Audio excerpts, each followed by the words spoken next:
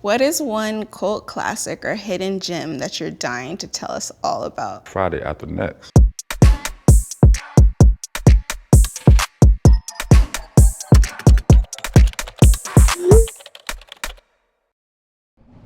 You want to pick a card? Yes. Okay.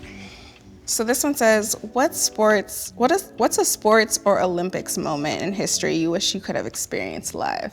I want to get the year right. What was that? The 68 Olympics? Yeah, The I fist? agree. I I agree. mean, for those black athletes to be that brave, knowing that they was already facing death just by being there, and to do that at that moment and to rattle the world, I think that was powerful. So I imagine being there or seeing that live was like, wow. I mean, you had to feel proud to be black, you know what I mean? Like, Yeah, and just the solidarity of it, of like these two black men that like are risking yeah. their careers, everything they worked for, everything their life has been up to that point. And the white brother that stood in solidarity with him. Right. Yeah, he stood in solidarity with them too. I mean, we can't forget his story well, because our lives is always important as well. But Absolutely. yeah, I would love to be at that event. So mine, I think, would be the Dream Team here. Because that's something I've never experienced. Like, just, I don't know, it's just certain moments in history where you're like, that might not ever happen again, that you're just seeing so much greatness come together and the athleticism. So I think that would be really fun. It was dope. I can actually remember that time. I do. It was, but for us, it was like, it was really about America and showing our strength, because up until that moment, college athletes went into the Olympics, and they got their butts kicked every year by all these other countries, and we know we're the best basketball players. So for them to do that and go out there and just dominate everybody, that was pretty cool.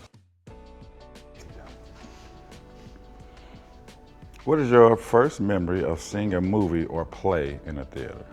I'll say first play, because I really enjoy going to the theater.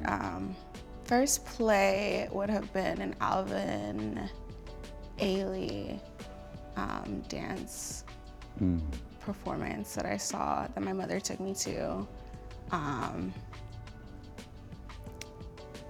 Just describing the experience, like, I really have an affinity for just the performance world, and like seeing people of color really express themselves in a manner that like is true to ourselves, genuine to ourselves. Hella using black. our music, it's just a different experience than like other kind of plays and performances. So that for me was quite magical. I wish I could experience that. I'm from like rural Virginia, so we don't have a lot of theater art, especially with the young. To be able to experience that at a young age, I can imagine that would be powerful. Mine was I can remember, it was a drive-in movie. Okay. Yeah, The Last Dragon, Bruce Leroy. Okay. Which kind of gave me that same experience hearing you talk, because it was like a drive-in movie, and it was like all the black people in town was there, and you got all these beautiful black people on screen, and we've never seen us in this like martial arts type feel, but yet it was so cultured, there was so much black music in it. It was like, It was great. Like, I could remember being proud of being black and just wanting to have that glow. Yeah. You know what I mean? This one says, did older people in your life complain about the music you listened to as a youth? Was it justified? Hell no, it wasn't justified. No, I still talk to my mom to this day about this. Like, so my mother, she gonna curse.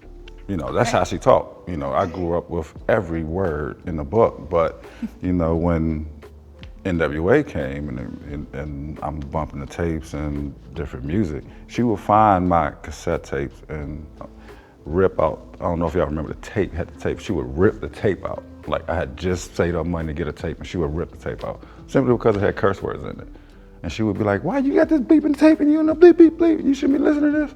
And I'm like, but now, today, she would probably play that song before I would. That's funny. Yeah. That's very funny. Yeah, when hip hop came in and gangsta rap came in, it was like, It was different. I mean, the world bucked against it. I mean, it was, you know, we didn't even have our parents supporting us. So it was like, but it was something that we knew was great, and it was us. Yeah. I don't know if it's just parents in general, like, do they forget what they listen to? Or like, because I definitely had the same experience just with kind of the new age and them feeling like the music was more raunchy, but we were listening to like Me and Mrs. Jones or something, or like some other songs. Like their music's getting canceled right now. Or like, well, you know, like it's just all the different songs that theirs had a little bit more hidden innuendos, but it was definitely racy, like ours. And I have to catch myself talking about today's music as well. Right. Right. I see myself falling into that same trap, but it's the time. It's their time. Yeah, it's them, exactly. You know, everything evolves, right? And it's Definitely. as long as we're still here and we're still doing our thing, and if I can look at it and see that it's authentic and it's black, I probably have some love and respect for it somewhere. I can get with that. Yeah. Let's go.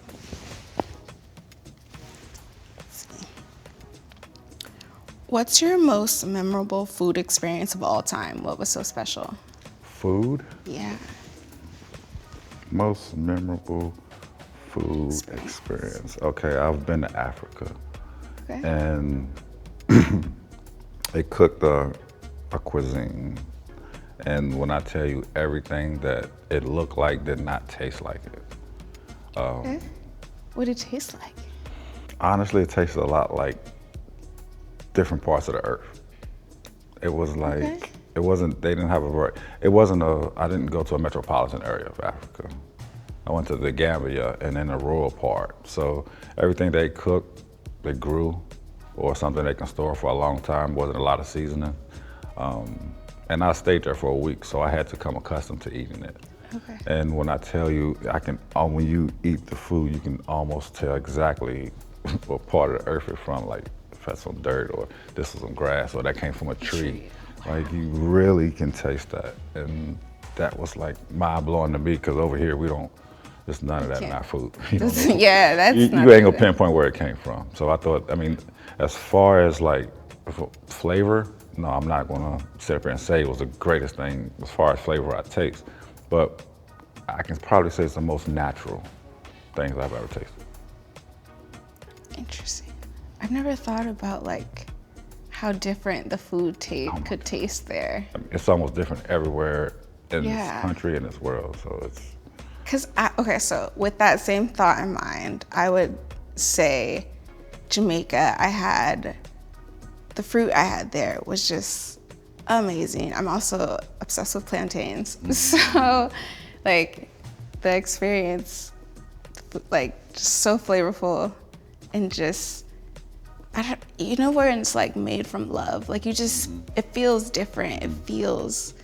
It nourishes you and like, it's like just. Somebody cared about that fruit, right? Yeah, and when it's truly like coming from the earth in a way that is like free from all the radicals and the GMO and all the all the things that America does to us. Yeah. It sucks, but I think it's great that we can get out and experience. I think everybody, especially our black people, we got to get out and experience food in other places, so we'll know, and then maybe we can come and change our diet a little bit and live a little healthier life. Maybe. I could agree with that. I do think though that like I enjoy that we create like an experience with our food. I feel like we are the kind of curators of the brunch experience, and like just really kind of, and like obviously holiday cooking, like that's nothing to, we know how to do that. But just really like creating like an experience around our mealtime is, I think, just in and of itself like amazing and like an experience every time. What we do around the table is us. That's everything. Being from the South and coming back from Virginia from Thanksgiving and just looking at all the food and everybody just bringing dishes and knowing that everybody that bring a dish in the house know that their stuff is right. because they ain't nobody gonna bring nothing iffy. You know, and it's not not the even test said. You don't even have to know. You just know that everything in there is gonna be good. Because Yeah. that's just what we do. That's just kind of, and a lot of us can do it naturally, you know, and it's That's true. It's like something innate in something, our. it's in our DNA. I mean, come on, for sure, I probably have my great grandfather's nose on my face. So why wouldn't I have his taste buds? Why wouldn't I have his emotions and his knowledge for cooking or something? You know what I mean? Like, it's in our DNA. We just gotta look for it and tap into it sometimes.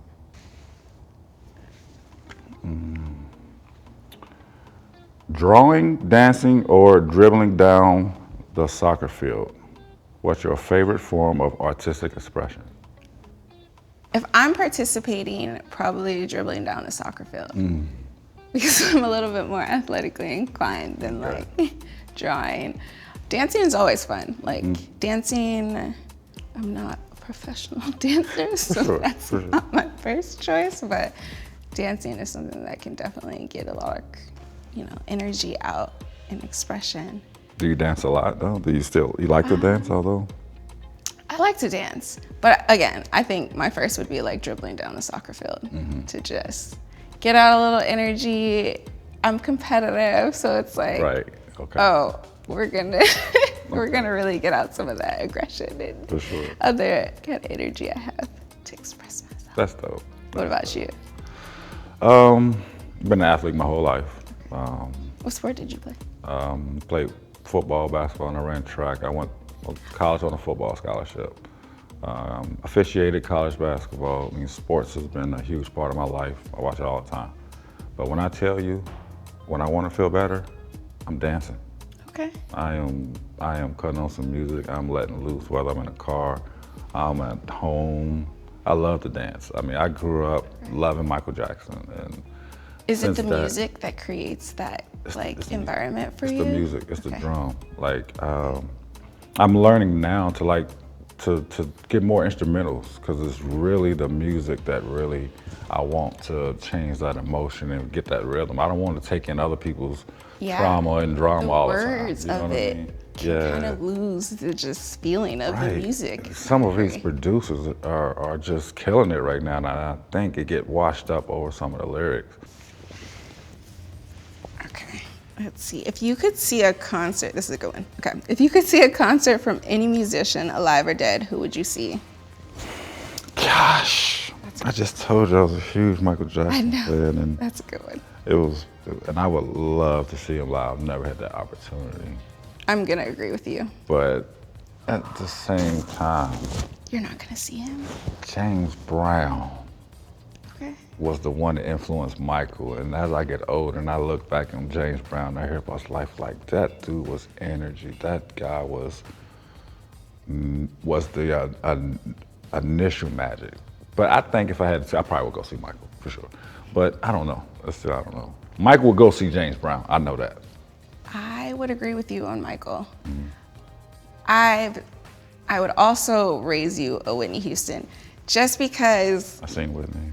I have seen Whitney too. She was, I think, my first concert my mom took me to, but I didn't experience her as like an adult, and that is like, I see that. you know, That's like different. Right. even I would also, okay, so this is not the question, but I would also love to see like Tupac, Biggie, but if I had to choose one, I think Whitney might win it for me. Whitney and Michael tied for sure. Yeah. All right, last card. All right. Okay. What is one cult classic or hidden gem that you're dying to tell us all about? Wow. Cult classic or hidden gem? That's a tough question. It is.